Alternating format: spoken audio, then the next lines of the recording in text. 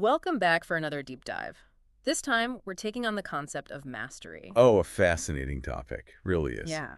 And to guide us, we have George Leonard's book, Mastery. Now, I know you, our listeners, are all about growing, learning, so I think you'll find this one, well, pretty insightful. It's a classic for a reason. Definitely. At its core, the book argues that mastery isn't about reaching some final destination. Right, right. It's more about the path you're on. And get this, it applies to pretty much everything we do. Absolutely.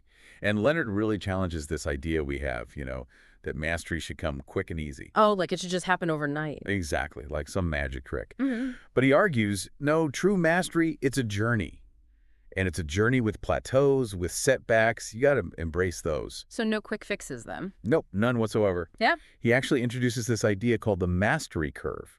It's a visual, like a graph of how we actually learn. Interesting. So you have these bursts of progress, right? You're learning fast, things are clicking. Okay, I'm with you. Then, bam, you hit a plateau, progress slows down, maybe even feels like it stops, and then whoosh, up you go again. That makes sense. Kind of like waves, right? Exactly. And he uses a great example to illustrate this. Imagine a baby learning to touch its own forehead. Oh, seems simple enough now. Right. But for a baby, huge accomplishment. Think about it, though. All that coordination, the spatial awareness, even just mimicking what they see, their brains are working overtime. And the thing is, this pattern, it's not just for babies. It applies to way more complex skills, too. Okay, I see where you're going with this, like learning tennis. Exactly. So picture this. You're taking lessons, super excited at first. You pick up the basics quickly, forehand, backhand. Got it, feeling good. Then comes the tricky part. Coordinating movement, the swing. Yeah, it all has to come together. And suddenly, bam, you're stuck. Progress stalls. You hit the plateau. And this, Leonard says, is where most people quit. I can see why. That feeling of getting nowhere, it's discouraging. Especially in our world today. Everything's got to be instant, right? Quick results, instant gratification. Yeah, we're bombarded with those messages everywhere. So we start to think, hey, learning should be effortless. And if it's not, we give up. Pretty much. And Leonard actually calls this the war against mastery. Wow, that's pretty powerful. So we're fighting against our own culture, in a way. Exactly. This constant need for instant results, it makes it so hard to embrace the plateaus. But those plateaus, they're crucial for deep learning, for real growth. Makes you think. That brings to mind those three archetypes Leonard describes. The dabbler, the obsessive, and the hacker. Ah, yes, those are great examples of how we try to avoid that mastery path. Yeah, each one takes a different approach, but they all fall short in the end. Right. So the dabbler, super enthusiastic at first, jumps into new things. The initial excitement. But the minute it gets tough, they're gone. On to the next shiny thing. I've been there. Yeah. Guilty as charged. Their learning graph, it's like a roller coaster. Lots of ups and downs, Yeah. but no real progress. Always chasing the next thing. Then we have the obsessive. Right, completely driven by results. Got to achieve, got to win. Pushing themselves relentlessly. Burning the candle at both ends, which often leads to burnout, even injuries. Their graph, it's like a steep climb, then a crash. Sprinting a marathon, you might get a head start, but you're not finishing the race. Exactly. And lastly, we have the hacker, content with just getting by. Good enough is their motto. They reach a basic level of competency, and that's it. No desire to go further. Their graph, basically a flat line, stagnation. Okay, so we've got the dabbler, quits too soon, the obsessive burns out, and the hacker, well, they just settle. So how do we avoid these traps? Well, Leonard offers a solution. It might sound counterintuitive, but he calls it loving the plateau. Loving the plateau, but that's where we feel stuck. I know, right? But instead of seeing it as a negative, as an obstacle, We should embrace it. exactly. See it as a chance to grow, to deepen your understanding. So when we feel that frustration, instead of giving up, We find a way to actually enjoy that stage. wow, that's a real mindset shift. He actually talks about his own experience with Aikido. Even when he wasn't seeing big improvements, he found joy in just practicing consistently. Really, so it's about the journey, not just the destination. Absolutely. He talks about the drive to the dojo, the smell of the hall, the feel of the mat. He absorbed it all. Sounds almost meditative. It was. And because there was no pressure to achieve, to reach a specific goal. The practice itself became the reward. Exactly. And this ties into intrinsic motivation, finding enjoyment in the process, not just the outcome. Makes me think of that quote, "The journey of 1,000 miles begins with a single step." That's a good one. Yeah. But Leonard also quotes Olympic gymnast Peter Vidmar, and he says, people who get into something for the money, the fame, or the medal can't be effective. When you discover your own desire, you're not going to wait for other people to find solutions to your problems. You're going to find your own. It's Yeah. powerful stuff. Yeah, it really is. So if we're embracing the plateau, what does actual mastery look like then? Is it all grit and pushing through the pain? Actually, no. Leonard challenges that idea completely. He talks about what he calls the face of mastery. And it's not about struggle. It's about serenity. It's about effortless performance. Effortless. But I thought mastery required effort, It does, but it's not about forcing yourself. It's about finding that flow state. where you're fully present, totally absorbed in what you're doing. Exactly. And he contrasts this with how the media portrays mastery. It's all about those climactic moments in sports, right? The winning shot, the medal ceremony. But they never show the years of practice leading up to it. Exactly. It's like focusing on the highlight reel and ignoring the entire film. So how do we cultivate this effortless mastery? Any tips? Leonard outlines 5 keys to mastery: instruction, practice, surrender, intentionality, and the edge. Okay, let's break those down. Starting with instruction. What does Leonard say about finding the right teacher? It's not just about credentials. Look at the teacher's students. So it's about more than just what's on paper. Are they engaged, enthusiastic? Do they respect their teacher? That tells you a lot. So it's about finding someone who inspires, not just instructs. Exactly. And he talks about respecting even the slowest learners. Really? Why is that important? Well, he tells a story from his time as a flight instructor. At first, he focused all his attention on the most talented students. The ones who are naturals. Right. But then he realized, a truly great teacher, they bring everyone along, no matter their aptitude. So it's not about creating superstars, it's about helping everyone reach their potential. Okay, what about practice? I have a feeling this one's a biggie. Oh, it is. He emphasizes that consistent, dedicated practice is essential for mastery, even when it feels repetitive, boring even. The grind, as they say. That's where you build the foundation for excellence. Trusting the process, even when it's tough. And he argues that this quick fix mentality we have, it makes us devalue practice. He even writes, the people we know as masters don't devote themselves to their particular skill just to get better at it. The truth is, they love to practice, and because of this, they do get better. So it's not about forcing yourself. It's about finding that love for the process. Okay, I'm intrigued by surrender. How does that fit into mastery? It might seem counterintuitive, but it's crucial. It's about letting go of your ego. Being okay with looking foolish, making mistakes. Yes, because to learn something new, you have to become a beginner again. Even if it means stepping back from your current skill level. He tells the story about 2 karate experts learning Aikido. One of them, Russell, really struggled to let go of his expertise. Because he was trying to apply what he already knew to a new discipline. Exactly. He was so focused on his old skills, he couldn't open himself up to the new ones. So he was limiting his own growth. Yes. And this idea of surrender, it applies to giving up expertise to reach a higher level too. He uses his experience with jazz piano. So he had to let go of something he was good at to become even better. He had a comfortable style, but to play with a new band, he had to push himself, let go of old habits. I bet that was tough. It was. He said it felt like everything was falling apart at first. But he pushed through and reached a new level of mastery. That takes courage, to be in that in-between space. It does. But that's often where the greatest growth happens. Now, what about intentionality? I'm curious about Leonard's take on mindset. Me too, especially since we've been talking about enjoying the process, intrinsic motivation. Well, he's a big believer in the power of intention. From mindset to visualization, even what he calls the mental game. So our thoughts actually affect our reality. He believes so. He says mastering our mental landscape is just as important as any physical skill. I remember he talks about ki too. Yes, that vital energy that flows through everything. And he connects it to intentionality. Interesting, but how do we actually use this? It seems kind of abstract. He suggests techniques like visualization. Imagine yourself performing the skill perfectly. Like mental rehearsal. Exactly. And positive self-talk. Replace negative thoughts with empowering ones. It's about consciously shaping your mindset. Okay, we've got instruction, practice, surrender, and intentionality. What about the edge? Doesn't that contradict the whole enjoy the plateau thing? Yeah, it seems like they'd clash. It might seem that way, but Leonard argues it's about balance.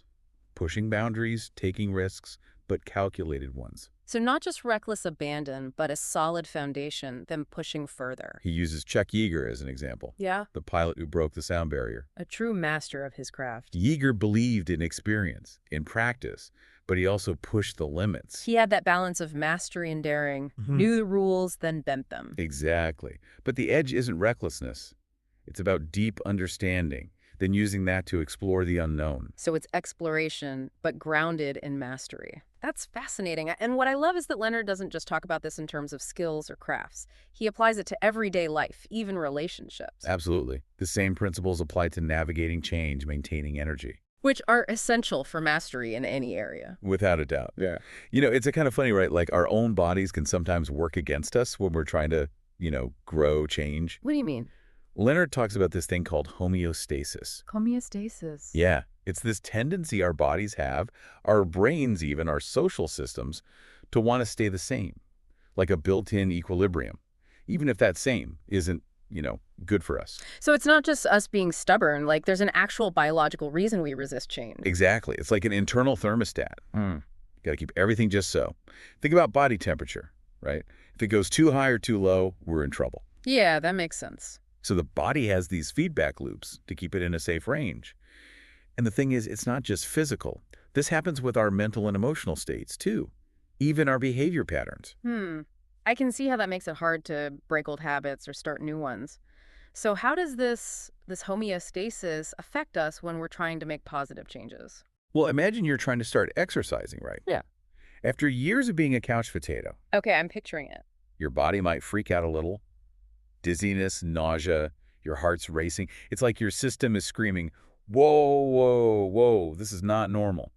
So even though it's good for us, our body sees it as a threat. Yep, pretty much. And this happens on a psychological and social level, too. Leonard gives this example of a family with an alcoholic father. Okay, I'm listening. So the father stops drinking, which is great, right? But the family dynamic, it shifts. Things are different.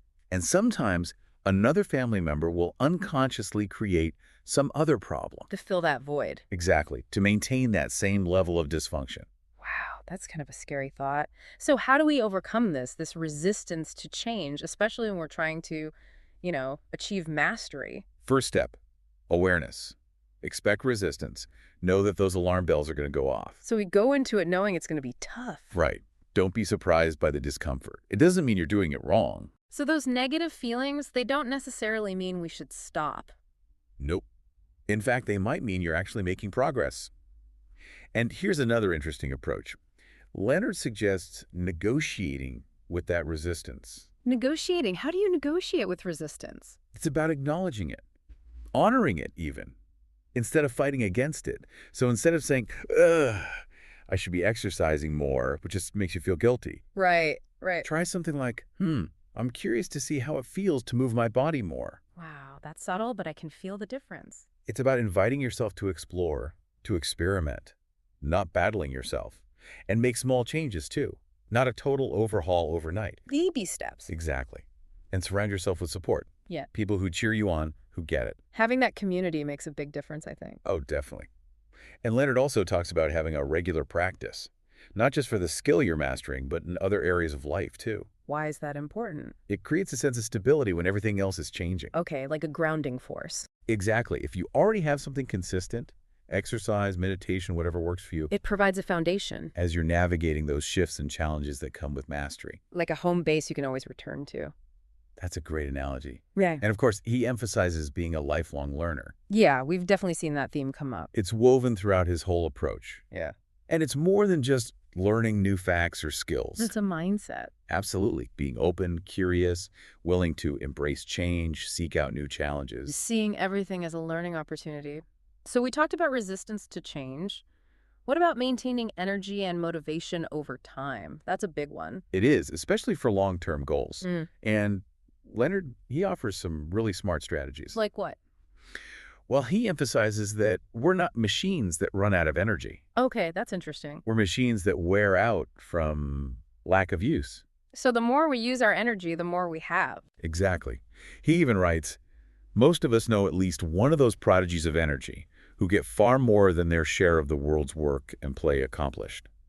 When we stop to think about it, almost all of us can bring to mind periods when we, too, were bursting with energy, when no mountain seemed too high for us, when the boundaries between work and play blurred and finally disappeared. It's in us. We just got to tap into it. Makes sense. We've all had those moments where we feel unstoppable, right? Like we're firing on all cylinders. Exactly. But how do we access that more consistently? That's the million-dollar question. Leonard suggests a few things. Physical fitness, for one. Taking care of the body. Impacts our mental and emotional energy, too. Big time. Yeah, when you feel good physically, everything else seems easier. He also talks about acknowledging the negative, but accentuating the positive. Focusing on what's working. Right, and there's research on this. People with a positive outlook, they tend to have more energy and resilience. Makes sense. Focus on what you can control, not what's draining you. He even suggests honoring, but not indulging our own dark side. Interesting. So acknowledge those difficult emotions, but don't let them take over. Exactly. And another key one, honesty. Being truthful. To yourself and others. It's incredibly energizing. He says, telling the truth is energizing. Every time you tell a lie, you have to cover it with another lie, and another, and another. You spend a lot of your energy trying to maintain your own self-deception. Makes you think. Yeah, it's like carrying around this big weight. The more honest we are, the lighter we feel. And he emphasizes setting clear priorities. Oh, that's a good one. Especially today, right? So many options, opportunities. Easy to get overwhelmed trying to do it all. He suggests making a list. Everything you want to accomplish. Then prioritize. A, B, C categories. Okay, so focus on the A's, the most important ones. Right. Creates a sense of accomplishment momentum. Makes sense. Be intentional with your time and energy. So we have our priorities. Now what? How do we actually get started? Make commitments. Take action. He says, the journey of mastery is ultimately goalless. You take the journey for the sake of the journey itself. But, as I've pointed out, there are interim goals along the way. The first of which is simply starting the journey. Just start. Take that first step. Sometimes the hardest part, right? It can be. But then build momentum through action. And how do we stay motivated once we've started? Deadlines. He says those are powerful. External ones, sure, but even self-created ones. That sense of urgency can be motivating. And he brings back the regular practice idea. That seems to be his answer to everything. It's kind of his foundation. He writes, over the long haul, there's nothing like the path of mastery to lead you to an energetic life. A regular practice not only elicits energy, but tames it. Without the firm underpinnings of a practice, deadlines can produce violent swings between frantic activity and collapse. It's a balancing act. Focused effort, but sustainable energy, so we don't burn out. Now, Leonard also talks about those pitfalls on the path to mastery, right? Like things that can derail us. Yeah, he does, yeah. And he gives strategies for dealing with them, plus some really cool insights into mastering even the most mundane stuff. Okay, I'm definitely curious to hear about those pitfalls. What can we expect on this journey? Let's dive into those next. Okay, let's talk about those pitfalls then. Those obstacles on the path to mastery. Yeah, it's like, you've got the roadmap, but Leonard's also pointing out those potholes you got to watch out for. So we don't go veering off course. So what's the first one we should be aware of? Well, he talks about having a conflicting way of life. Basically, it's those parts of your lifestyle that, work against your goals. No, I see. Like a mismatch between what you're trying to achieve and how you're actually living. Exactly. Say you're trying to master something physically demanding, right? Okay, got it. But you're not sleeping enough, eating junk food, super stressed out. You're creating this conflict that's going to make it way harder to progress. It's like trying to run uphill with weights on your ankles. Exactly. And another one he highlights is what he calls obsessive goal orientation. Sounds familiar. It takes us back to that instant gratification thing. It's being so fixated on the end result that you lose sight of the journey. So it's not that goals are bad, but being too attached to them can backfire. Right. When we're only focused on the outcome, we create all this pressure, this anxiety, and that can actually mess with our performance. And our enjoyment, too, I bet. For sure. We got to loosen up, trust the process. What else? Oh, he talks about finding a good teacher, of course, and the dangers of bad instruction. Right, we touched on that earlier. And also the challenges of, both a lack of competitiveness and too much competitiveness. Finding that sweet spot. Not too complacent, but not pushing ourselves to the breaking point either. Exactly. It's a balance. And he talks about laziness too, but he doesn't frame it in a judgmental way. It's more about recognizing when you're not really engaged, not enthusiastic about your practice. So it's not always about just being lazy, but maybe something deeper going on. Could be. And injuries, of course, Those can set us back, physical and psychological. He stresses the importance of listening to your body, giving yourself time to heal. Sometimes the most masterful move is to rest. Absolutely. What about pitfalls that are, specific to our culture today? I'm curious about that. He warns against the allure of drugs, using substances as a shortcut to mastery. Oh, like trying to hack your way there. Exactly. True mastery, it's built through effort, dedication, not external stuff. It's an inside job. What about pitfalls related to our ego, our self-image? He talks about getting fixated on external validation, prizes, medals, all that. Seeking approval from others. Right. True mastery, it's an internal reward. It's not about what others think. It's about finding that satisfaction within yourself. And vanity, too. Being so focused on how you appear, you lose sight of the real purpose of your practice. We're all about appearances. And he warns against taking yourself too seriously. Don't forget humor, playfulness. Even when you're pushing your limits. Exactly. Bring some joy into it. And consistency is key, of course. He talks about the pitfalls of starting and stopping, letting things slide when it gets tough. Ah, yeah, that's easy to do. And perfectionism. That can really hold us back. Always striving for that flawless ideal, which doesn't even exist. Right. Mastery is not about perfection. It's about continually growing, evolving.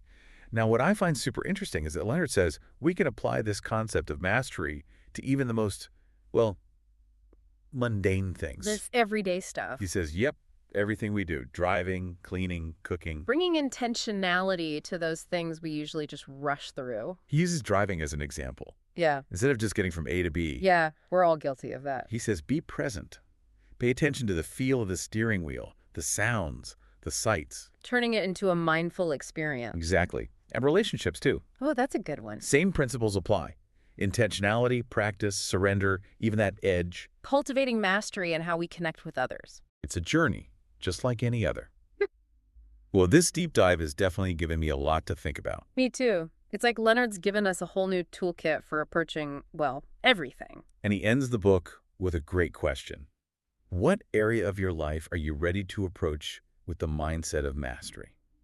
It's something to really consider. Yeah, where do we want to apply this? What are we ready to master? And that's a wrap on our deep dive into George Leonard's mastery. I hope you found it as insightful as we did. Until next time, keep seeking, keep striving, and keep mastering.